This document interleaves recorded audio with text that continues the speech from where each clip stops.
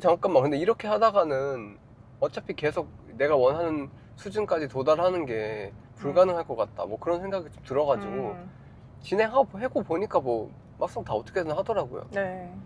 그래서 그런 문제가 있는 분들은 그냥 일단은 최대한 진행을 하는 방향으로 해서 현실적인 문제에 빨리 부딪혀라.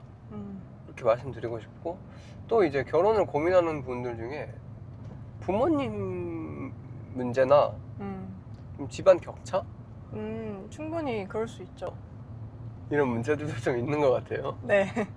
근데 이제 대표적인 케이스가 네. 부모님이 좀 반대하는 케이스? 그럴 수 있죠. 그게 이제 그 안에서도 대표적인 케이스가 크게 두 개 있는 것 같은데, 내 자식을 너무 아껴가지고 그냥 상대의 이 좋은 사람의 여부와 관계없이 그냥 결혼시키기가 너무 마음이 싫은 거야. 그럴 수 있죠. 특히 다 딸 가진 딸 가진 부모님들이 좀 부모님. 그럴 수 있잖아요. 그쵸? 네. 그러니까 그 사람에 대해 잘 알지도 못하면서 알아가려고 하지도 않고 일단 반대하는 경우. 네. 네가 무슨 지금 결혼이냐. 네, 맞아요. 그러니까 이런 경우는 그냥 그거를 약간 저는 조금은 무시해야 된다고 생각해요. 그걸 객관적으로 바라보고 사실 그렇죠. 네, 무시해야 돼요. 왜냐면은 그 마음이 나오는 거는 아직 내 딸이 너무 소중하고 그래서 그런 거기 때문에 그게 오히려 정면 돌파해야 맞아요, 돼요. 맞아. 딸이 나이가 이제 꽤 찼는데도 너무 애기같이 보이는 거지. 그러니까. 이제 부모님의 눈에서 봤을 때는. 예, 그렇죠. 근데 이제 그게 첫 번째 케이스고, 두 번째 케이스는 딸은 결혼시키고 싶은데 네. 그 사람이 너무 마음에 안 드는 경우. 그거는 네. 조금 고려해 봐야 그거는 될 약간 좀 만해요, 고려해 볼 사실. 만해요. 왜냐면은 네. 이게 만남을 좀 가지고 부모님한테 인사도 하고 막 할 거 아니에요. 근데 사실 인사도 한두 번 해서는 뭐 그 사람을 알 수는 없어요. 우리가 뭐 처음 만났는데 이상하게 한 사람이 어디 있겠어요. 그래서 이제 좀 그 진행을 하다가 갑자기 부모님이 이제 좀 쟤는 근데 좀 아닌 것 같다. 그럼 안 되는 이유들이 있을 거 아니에요. 그 이유를 들었는데 내가 다 납득이 돼. 네. 그러면 좀 고민해봐야 될 것 같아요. 고민해봐야지. 내가 맞아요. 납득이 안 되는 경우라면은 네. 부모님이 잘 몰라서 그런 걸 수도 있기 때문에 맞아. 조금 더 시간을 두고 결혼을 좀 딜레이 시키는 방법을 써야겠죠, 그럴 때는. 근데 어쨌든 부모님이 어떤 타당한 이유를 대면서 이 네. 결혼에 대해서 반대를 해. 그러면 사실 결혼을 막 강행할 이유는 없는 것 같아요. 저는 약간 그럴 때 좀 딜레이 하는 게 본인을 위해서도 맞을 것 같아요. 왜냐면 딜레이 하는 비용보다 잘못했을 때 너무 그 손실되는 비용이 더 크기 때문에 좀 딜레이 시켜가지고 하는 거는 문제 안 되거든요, 크게. 네. 그리고 부모님이 분명히 그렇게 말하는 이유는 뭔가 있을 거예요. 처음에 찬성했다가 결혼은 찬성했는데 그 특정 사람 때문에 반대하는 경우, 그거는 정말 좀 고려를 많이 해보셔야 된다. 네. 진지하게. 그쵸. 네. 만약에 그러면 어떡해요? 그러니까 내가 봐도 이 사람의 인성이 문제가 좀 있어. 그러면 당연히 왜 그래도 해요? 그리고 우리 부모님도 좀 별로 안 좋아하는 것 같아. 근데 나의 사랑으로 뭔가 난 이 사람 아니면 안 돼 막 이런 생각이 드는 경우들도 있잖아요. 요즘에 연애 썰에도 많이 나오는 절대 그런... 위험한 경우, 진짜 제일 위험한 경우예요. 제가 생각했을 때는 그 감정이라는 건요, 네. 특정한 뭔가 이런 튼튼한 기반 위에 올라선 감정이 아닌 이상에는 무조건 감정이 흔들립니다. 사람이라는 게. 네. 그러니까 이런 걸 생각해 보시면 돼요. 내가 맛있는 음식 딱 먹었어요. 네. 내가 먹었는데 내가 이거 맨날 먹을 수 있을 것 같아. 그거를 과연 맨날 죽을 때까지 먹을 수 있을까요, 사람이? 아무리 내가 인생에서 먹어본 것 중에 제일 맛있다. 근데 계속 먹을 수 있나요? 먹을 수 없죠. 똑같아요. 사람도 똑같아요. 물리겠죠, 아무래도. 사람도 똑같아요. 왜냐면은 결혼을 하면은 그 사람의 안 좋은 점이 더 보이기 시작하거든요. 근데 지금도 안 좋은 점이 보이지만 내가 좋아한다. 그럼 대체 왜 좋아하는 거예요? 너무 잘생겨서? 뭐 여러 가지, 뭐 이를테면 그런 것도 있잖아요. 약간 고양이 같은, 이게 여성들이 좀 그런 경우들 종종 있는 것 같은데, 고양이 같은 남자가 취향인 거지. 그러니까 이게 9번 막 되게 나한테 심술궂게 하고 못되게 하다가 한 번 정도 좀 잘해주면 되게 너무 좋고 그럴 수 있잖아, 사람이랑. 그럴 수 있는데 네. 이게 맨날 같이 살아야 되는 사람인데 네. 그러면 일주일에 6번 안 좋다가 하루만 좋은데 네. 그걸 평생 지속할 수 있겠냐고요. 결혼까지 생각하면 당연하죠. 아니 연애할 때야 내가 이 사람이 아니어도 어차피 이 사람이 싫어지면 그만 만나면 되잖아요. 네. 연애는. 근데 결혼은 그게 아니잖아요. 그러니까 저는 그런 게 참 궁금해요. 이 사람이 좋은데 왜 좋은지를 내가 모르는 경우 제일 조심해야 돼요. 내가 이 사람을 좋긴 좋아. 그래요? 내가 진짜 좋은데 근데 보통은 막 그냥 이유 없이 좋아 이런 거 많이 그러니까 하죠. 이유 없이 좋은 것 중에도 잘 생각을 해보면 이유가 있다니까요. 네. 그러니까 모든 게 이유가 있는데 내가 지금 그 사람이 왜 좋은지를 몰라. 그러면은 좀 그건 진짜 보류해야 돼요. 그리고 생각을 많이 해본 다음에 내가 나름의 결론은 내려야 돼. 내 나름대로의. 그게 정확한 진리가 아닐지라도 내가 나름의 경위를 내려야 돼. 예를 들면 이 사람이 말을 다정하게 해서 좋다 라든지 네. 그게 그리고 그렇게 결론이 나면은 어떻게 되냐면 그게 이 사람이 영원할 건지 아닌지를 내가 볼 수 있게 돼요. 예를 들면 예의가 바라요. 되게 성실해. 네. 근데 솔직히 좀 말은 싸가지 없게 해. 네. 근데 되게 예의는 바르고 자기 도리를 되게 다하는 사람이야. 자기 인생에서. 얼굴도 좀 못생겼어. 근데 예의를 다하는 모습이 내가 사귀는 내내 지속됐다. 그리고 모두를 만나도 그렇게 한다면 그 사람은 계속 앞으로도 그럴 확률이 높거든요. 근데 그냥 잘생겼어. 잘생김은 영원하지 않잖아요. 그렇죠.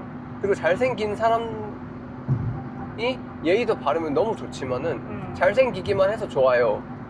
그럼 그 나머지 싫은 것들을 이제 그 사람의 잘못된 점들을 봐야 되는데 그게 자꾸 가려지잖아요. 잘생긴 외모 때문에. 네. 그러니까 내가 왜 좋아하는지를 보고 그럼 이 사람의 장단점을 내 나름대로 분석을 해보는 거예요. 이게 뭐 그 사람을 뭐 파헤치는 게 저는 나쁜 의도는 아니라고 생각해요. 왜냐면 결혼할 건데 당연한 거 아니야. 네. 네. 그래서 내가 이 사람의 장점이 무엇인지 단점이 무엇인지 그리고 단점이 평생 지속되더라도 내가 감수할 만한지 그리고 단점도 평생 안 지속될 수 있는 건지 장점이라고 했을 때 이게 평생 갈 건지 장점이 네. 조금 결혼하면 사라질 것 같은지 그런 것들을 봐야 된다는 거죠. 맞아요. 중요한 부분이죠. 네, 그게 되게 중요한 것 같아요. 네. 그래서 부모님이 반대하는 이유에서도 이 부분을 되게 잘 봐야 돼요. 왜 반대하는지 그 반대하는 이유가 지속적일 건지 아니면 잠깐 일시적인 건지 그거 진짜 중요한 네, 부분이죠. 그 부분을 되게 중요하게 보고 결정을 해야 될 것 같아요. 뭐 이 정도가 있을 것 같고 그 다음 케이스는 이제 부모님의 집안 격차가 너무 나는 경우. 이 경우는 사실 저는 어떻게 보면 좀 심플하다고 생각하는데 본인들이 제가 방금 앞서 말씀드린 네. 장단점이나 이런 게 모든 게 다 끝나고 다 이제 서로가 확인됐어. 네. 서로가 결혼 상대로 적합하다는 판정이 났어. 서로. 이제 집안 격차라는 건 사실 돈적인 문제잖아요. 네. 크게 보면은 직업도 사실은 돈에 연관돼 있는 거니까. 근데 그런 부분들이 사실은 처음에는 문제가 될 수 있지만은 그러니까 내가 좋은 집안이건 나쁜 집안이건 간에 그게 이제 격차라는 게 단순 격차인지 아니면 이 격차로 인해서 내 결혼 생활에 문제가 생길 것 같은지를 또 봐야 되거든요. 이것도 같은 맥락이에요. 네. 단순히 예를 들면 우리 집이 10억인데 상대가 100억이야. 사실 우리 집이 10억인 것도 되게 괜찮은 경우잖아요. 네. 그런 경우는 사실 크게 문제가 안 돼요. 근데 이제 시부모님들이 좀 문제 있는 인성이나 이런 거는 일단 논외로 치고 단순 네, 네. 자산 격차다. 네. 사실 뭐 문제가 있는 사람이 아니면은 그런 격차로 인해서 결혼을 반대하진 않을 건데 근데 그런 경우가 있어요. 시부모님이라고 해야 되나? 뭐 여자 기준에서는 시부모님이고 남자 기준에서는 어쨌든 장모님, 장인어른이 네. 인성에 문제가 있는데 네. 집안의 그 격차가 너무 커. 그런 경우에는 저는 이제 그런 경우에도 결혼을 말리고 싶진 않은데 그 당사자가 어떻게 하는지를 봐야 돼요. 그 부모님의 자녀, 부모님의 그러니까 자식이. 내 배우자가 네. 그거에 대해 어떻게 반응하는지를 봐야 돼요. 예를 들면 저 같은 경우에는 예를 들면 부모님이 좀 경제적으로 힘들어. 근데 제가 이제 그걸 도와줄 수는 없는 상황이에요. 네. 저는 가정이 있어서 내가 우리 가정에 힘을 쓰고 여력이 네. 됐을 때 도와주는 게 아니라 우리 가정에 힘쓸 여력밖에 없어. 그럼 저는 정말 죄송하지만 제 가정이 더 중요하거든요. 부모님보다도. 왜냐면 내가 선택한 사람이잖아. 그 배우자는. 부모님이 날 선택한 거지 내가 부모님을 선택한 건 아니잖아요. 그러니까 저는 뭐 이게 좀 매몰차게 매몰차게 들릴 수도 들리는데요? 있지만 이게 현실적인 게 네. 결혼을 하는 걸 지금 고민하는 주제잖아요. 네, 그렇죠. 그러니까 그 사람이 어떻게 생각하는지 이게 더 중요해요. 부모님이 이런 와중에도 마음이 아프죠. 네. 마음이 아픔에도 자기 가정, 지금 같이 살고 있는 가정을 최우선시하는 사람일 건지 그게 더 제일 중요하거든요. 근데 마음은 아프죠. 사실 그래서 그런 일이 없으면 제일 좋은데 그럼에도 불구하고 내가 배우자를 어쨌든 배우자로 삼으려고 고민을 하는 중이라면은 부모님의 이런 문제들보다는 집안의 문제들은 네. 차선이에요, 항상. 네. 그 사람이 어떻게 생각하느냐. 네. 네. 저도 그거는 참 느껴요. 저희 남편이 그래도 말한 거는 일관되게 되게 지키려고 하는 게 있어요. 그래서 이런 뭔가 태도들도 늘 항상 보이니까, 그러니까 가족끼리 서로 간에 조심하려는 게 오히려 더 있어지는 것 맞아요. 같더라고요. 예. 그래서 약간 예를 들면은 시어머니가 네. 뭐라고 해. 예를 네. 들면은 어디 갔는데 가족끼리 뭐 밥 먹는데 음. 시어머니가 은근히 막 쿠사리 준다 그러죠. 아유 너는 뭐 우리 애기는 뭐 요리를 제대로 못해서 우리 뭐 철수 밥은 제대로 해주나 몰라 호호호 이러면서 웃으면서 얘기하는데 그거 사실 먹이는 거잖아요. 그러면은 제가 생각했을 때는 보통 여자분들도 제가 요리 요새 연습하고 있어요 뭐 이런 식으로 얘기하겠죠. 근데 저는 그거 남자가 거기서 잘라야 된다는 생각해요. 저는 다 자르거든요. 그런 말을 하려고 하면은. 네, 지금- 보면은 그런 얘기도 솔직히 저희 네. 남편 성격이 좀 그렇다 보니까 얘기도 잘 안 나올 뿐더러 네. 약간의 낌새라도 있으면은 저희 남편은 진짜 네. 그냥 아예 말을 못하게 만들어버려요. 그러니까 얘기해도 그거 하지 말라고 그러고 네. 앞으로 잘 네. 그런 말 하지 말라고. 내가 데리고 사는 사람인데 네, 그건 있어요 부모님이 확실히. 이거 왈가왈부 할 게 아니다. 네. 그러니까 이런 태도가 있는지를 봐야 돼요. 그러면은 사실상 본인이 그런 게 너무 완고하면은 부모님도 더 이상 그렇게 하기 힘들거든요. 맞아요. 네. 그런 걸 봐야 돼. 그래서 약간 마마보이를 피하는 이유도 여기서 나오는 거예요.